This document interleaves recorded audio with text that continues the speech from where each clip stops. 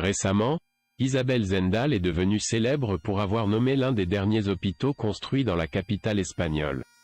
Avant l'ère Covid, Zendal était inconnue du grand public, peut-être l'une des biographies féminines les plus intéressantes qui puissent être étudiées.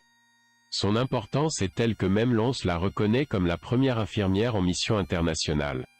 Les vicissitudes de la vie à la Corogne à la fin du XVIIIe siècle et son dévouement à l'amour ont conduit Isabelle à devenir, alors qu'elle était encore très jeune, la rectrice de la Casa de Expositos dans cette ville. Un travail qui, sans aucun doute, exigeait une haute conception du service à ceux qui en avaient le plus besoin. Mais, évidemment, cette circonstance n'aurait pas conduit à une reconnaissance publique au-delà de la sphère purement galicienne. Le roi Carlos IV a voulu, par décret royal, qu'Isabelle fasse partie de l'une des expéditions scientifiques les plus importantes de toutes celles qui avaient eu lieu jusqu'à cette date, l'expédition Balmis.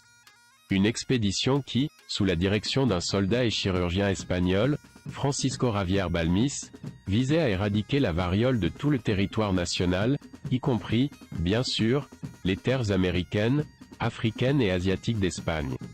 Le vaccin a voyagé vivant, inoculé dans les petits corps de 22 enfants des orphelinats galiciens et madrilènes. Pour s'occuper de ces « fioles », parmi lesquels se trouvait son propre fils, Benito Vélez, la présence d'Isabelle Zendal était nécessaire dans l'expédition philanthropique par excellence et qui partit pour les îles Canaries le 30 novembre 1803. De là, elle répandit l'espoir de survivre à une maladie aussi grave au Venezuela, en Colombie, en Équateur, au Pérou, en Nouvelle-Espagne, aux Philippines et en Chine. Balmis est venu vacciner dans la ville de Canton.